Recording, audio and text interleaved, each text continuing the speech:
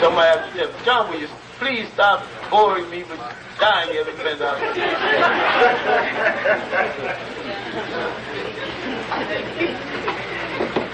He's had a rough time of it. John is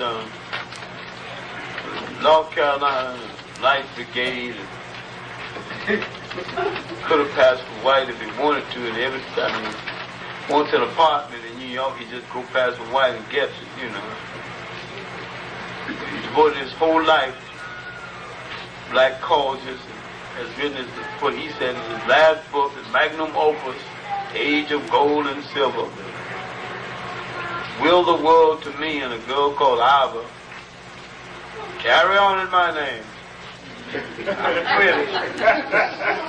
83 years old, there ain't nothing. Du Bois was 95 and laid out a plan. It would take him 50 years if he finished it at 95. Chancellor Williams is about 92 right now. He's in a nursing home in Washington. Now what I'm trying to say to you is that we have inherited a spirituality created by the African mind. We have inherited the basis of a technology created by the African mind. We have inherited philosophical thought created by the African mind, documented in CLR, in George M. James' Stolen Legacy. More documented now in the new book by Obenga, The Pharaonic Origins of African, of Greek civilization and Greek culture. And still again in Sheikh Anta Diop's new and still unpublished work, Civilization of Barbarism.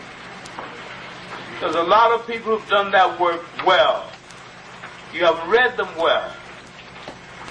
White man named Martin Barnell, comes along with a book called Black Athena. A whole lot of people, been living a long time, haven't read one single book by a black writer on the subject who writes considerably better. He takes most of his references from black writers.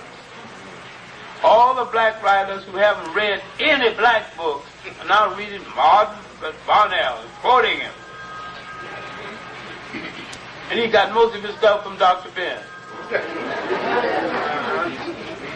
Hung out in his class. Some of you need the sanction of white. And I don't know what it is, but our minds, our craving for imported things or things from outside. I've already told you the story of Jamaicans who like good pies and fruit cakes. The war came and they couldn't get the ingredients imported. Some enterprise in Jamaica took some local fruits, stamped the word imported. They bought it. When the war was over and they could get ingredients from England, he finally told them he was eating Jamaican fruit all along. How could you keep on doing it? They stopped buying it, the man comes and went out of business. It doesn't matter if somebody else's ice being colder. We have to gain more confidence in ourselves, and we have to read more than just philosophical literature. We have to read the great political literature written by the African mind. The work of Nnamdi Ezekwe of Nigeria, African Renaissance, his book on Liberia, his autobiography, African Odyssey. read the great writers from Nigeria, from Ghana. Case LaHaye forth the truth about the West African land question. His nationalistic novel, Ethiopia Unbound. Another work by Danquah, great spiritual political leader of Ghana, The Cairn Doctrine of God,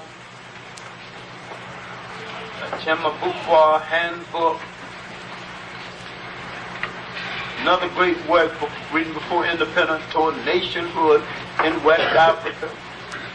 Nigeria and Ghana, but especially Ghana, has produced more independent political literature than any other nation in Africa. John Mansa Sabar's Bantu Customary Law, an excellent book on how to use African culture to create a new African state.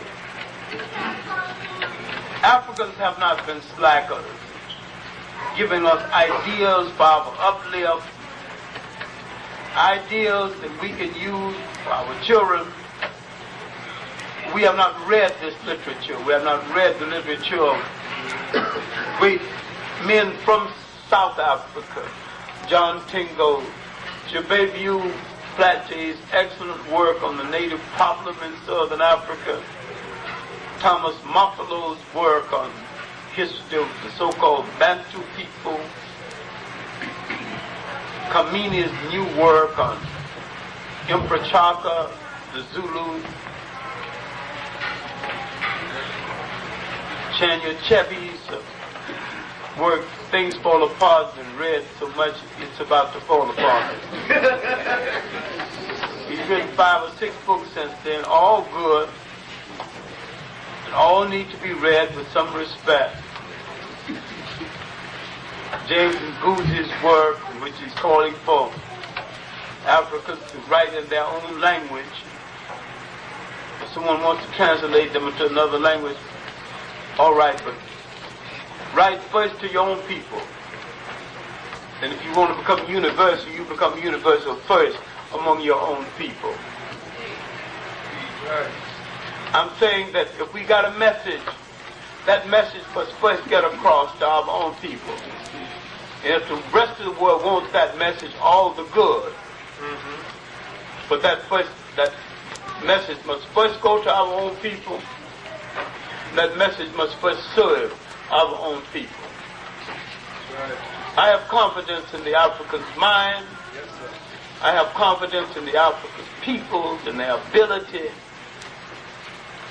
to lay out a program that will not only save African people, but that will save all people. And for our salvation, we must consistently turn toward ourselves, our writers, and our literature. We must turn toward some of the new women writers, although I find some a little hard to take. Especially this woman, Sharon Ali, in her silly book.